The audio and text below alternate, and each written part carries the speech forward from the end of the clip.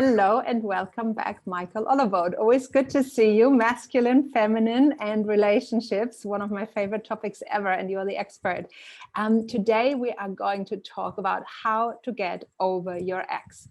We've discussed previously how important that is in order to enter a new relationship, in order to fully heal and be ready to meet someone else. Now, how on earth are we going to do this? You tell us.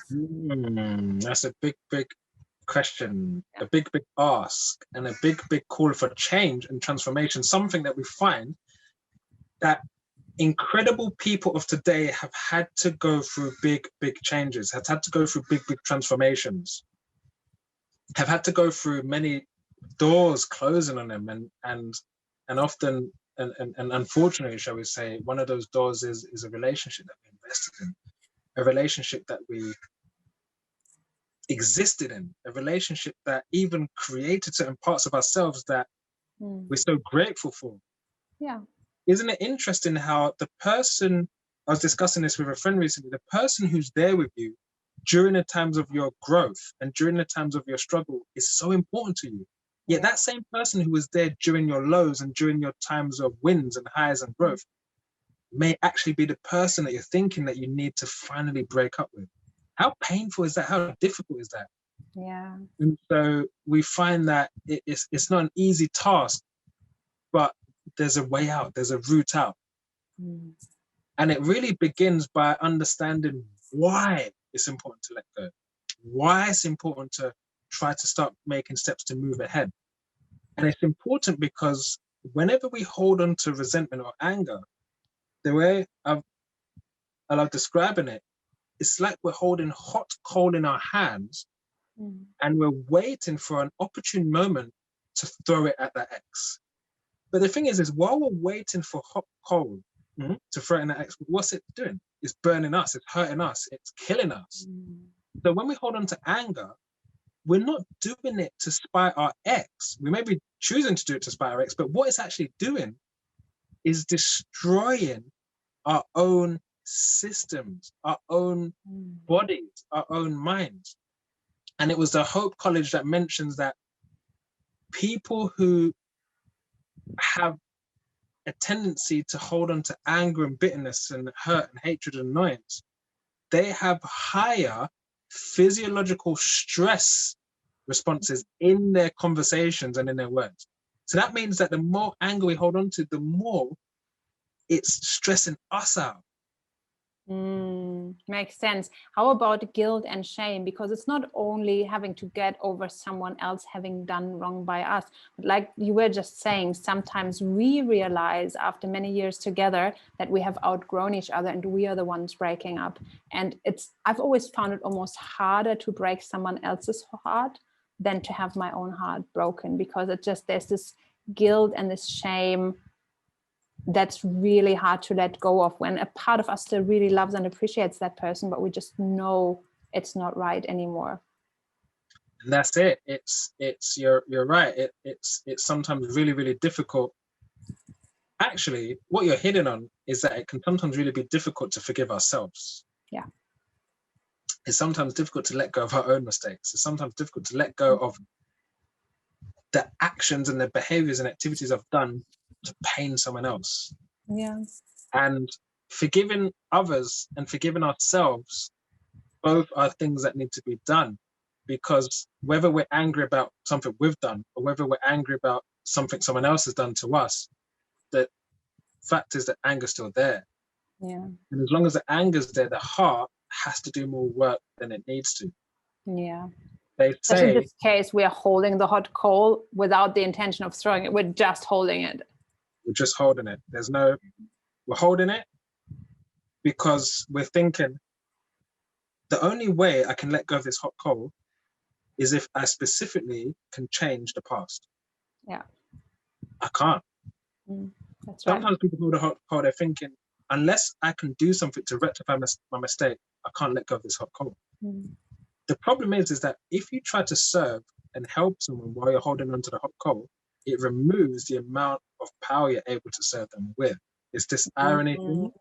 and we get angry at being angry, and we get upset at being upset, and we feel guilty about feeling guilty. We feel guilty about feeling guilty about feeling guilty. And we feel shamed about being shamed about feeling shamed. And so you just get into this cycle where it becomes so difficult to break out of it.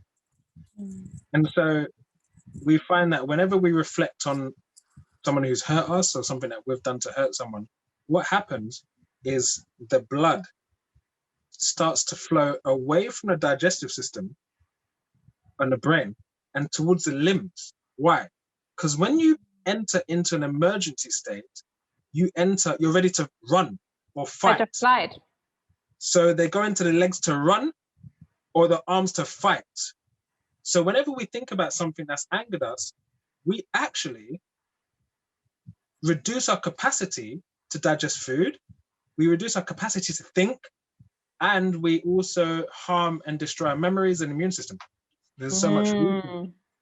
The body, there's no part of the body that can deal with anger. There's no part of the body that is specifically there to store negativity. It doesn't align with it. Yeah. And so that's why it's so important to recognize that whatever you've done towards your ex and whatever your ex has done towards you, that you're trying to let that go, not because you want to pay them a lesson, or not, you're not holding on because you want to pay them a lesson, but you want to let go of it because it's beneficial for you. It's a gift you're giving to yourself. Give that to yourself for a present. And the way you start doing that is, to some extent, you do have to be willing to talk about the event. But the key thing is talking about emotions. How I like to describe it is name it, face it, feel it, and release it. It's a model. Can you repeat that? Name it, face it, feel it, and release it. It's a model that Swami Krishnapad uses in some of his lectures and wisdom workshops on forgiveness. So name it, face it, feel it, and release it. Kind of like a mouse in a house. You have to catch it, trap it, before you can face it and then release it. So first of all, name it.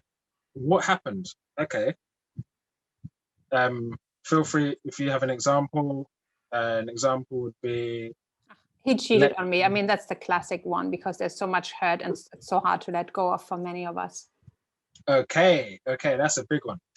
But let's Why not go for the big one? We have to. Yeah. You cheat, so you name it. Okay, so name it. Just describe the event. Yeah. My ex cheated on me by kissing this other man or woman. Man, yeah, that would be even harder. Right, but you're actually naming it. You're actually bringing it. You're actually saying what happened. No emotion. You're just saying it. The next is face it. You have to actually ask yourself, am I ready to face the emotions and this event that's occurred to me? If I'm not ready to face it, you can't progress. Am I ready to move through this? Okay, yes. Feel it. What specific emotion did it generate when you found out that your partner cheated on you? It has to be a specific emotion. You can't just say you felt bad. It doesn't work. You have to say that I felt abandoned. Yeah, devastated. I felt devastated. I felt depressed. Yeah, disbelief probably. Yeah. I was shocked. Yeah. I was shocked. And sometimes people are shocked because their intuition was telling them they were cheating and they just didn't believe it. And so then after some time, it's like, oh, all that time when, there was some incoherence in the statements. All that time was cheating. I'm shocked. And then the feeling let down by yourself for having allowed this to happen. Yeah, absolutely. Exactly. And at that point, you actually have to feel the emotion. So you're not just saying it, you actually have to allow yourself to feel it. So that in many cases could be something like screaming or shouting or punching something or just feeling devastated or crying. Emotions are energy. One Guru Mahatma Das says that emotions are energy in motion, which means that there's anger or resentment or frustration or guilt, it's actually there. It's a real thing. It's a substance, and it's in your body, and you can expel it through dancing, through yoga, through meditation. But in many cases, you're going to expel this energy through speaking about it and feeling it. So when that frustration comes up, you have to say, oh,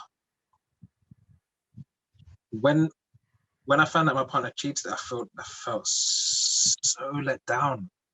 And you have to actually experience that emotion so that it can be vented and flushed and gushed. In Buddhist philosophy, they mention that when a negative emotion arises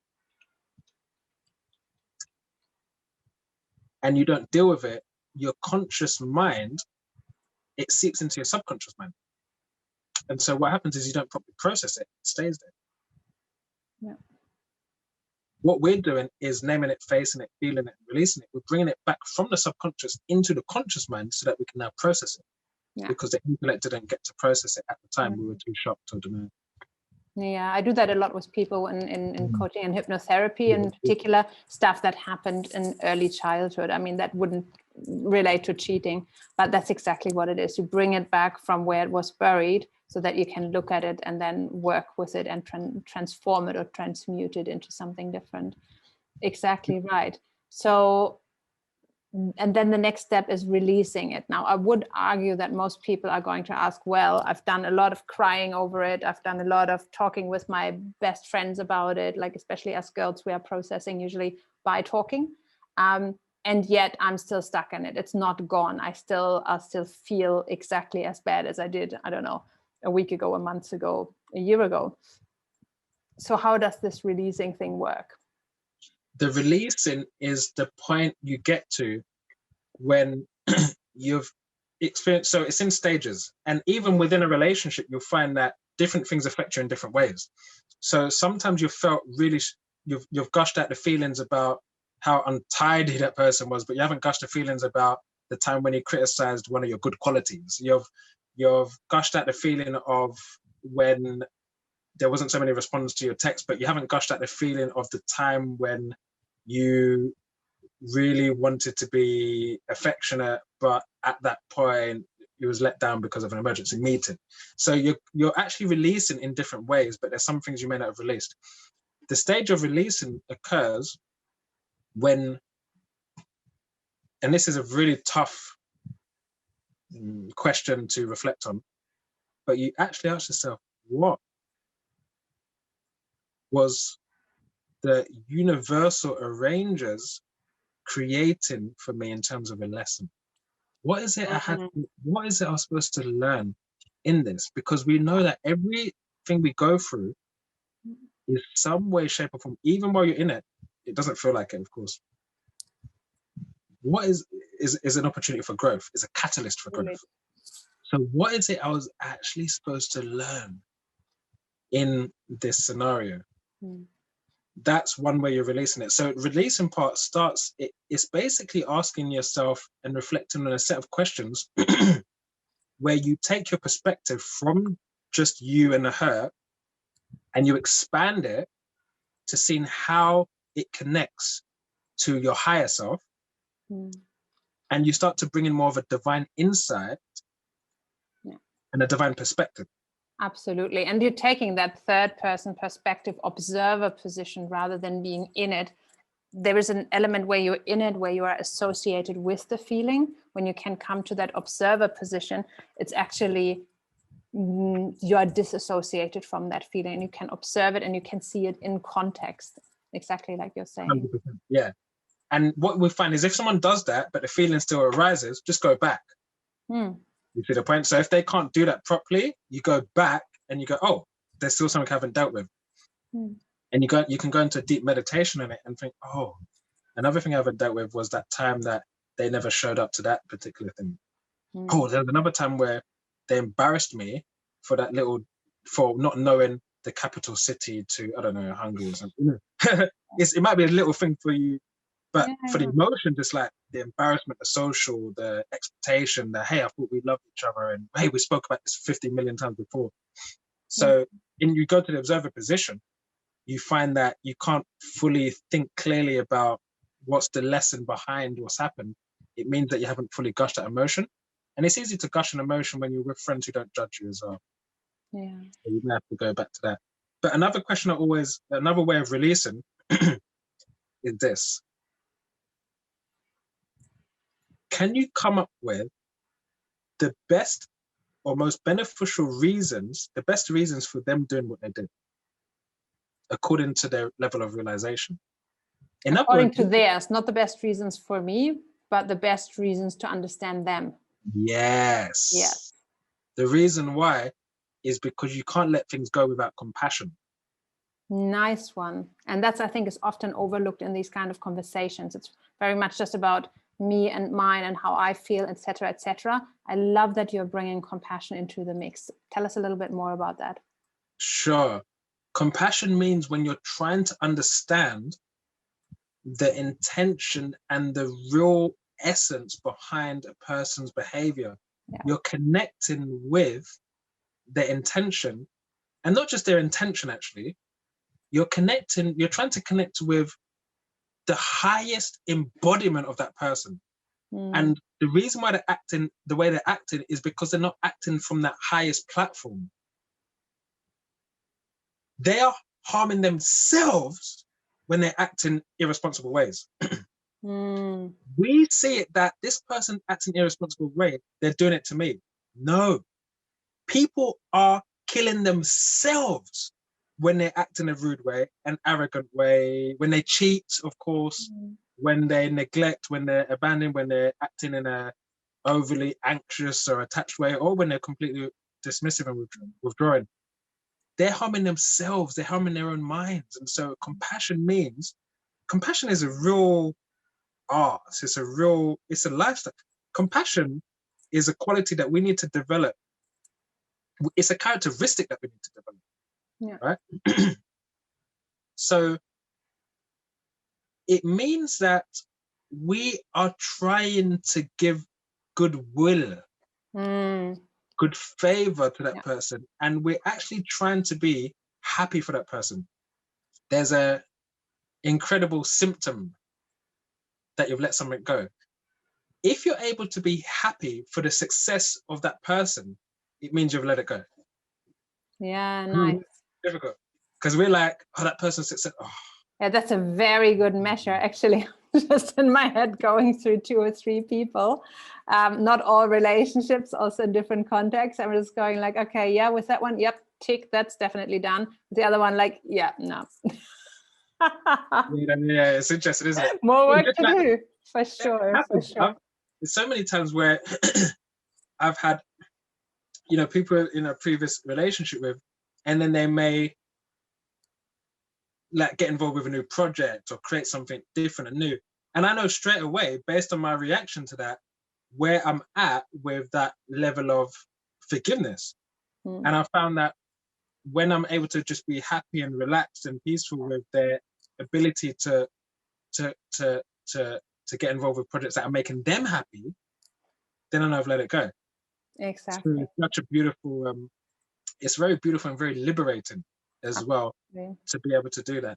Yeah, and again, it's a gift that we give to ourselves. It's much more about the gift that we give to us than actually having to reconcile with that person, because sometimes that person might be carrying their own baggage and might not be willing and able to reconnect to us and to acknowledge these things and to have the conversation. But we don't need them to be there for that. It's something that happens internally.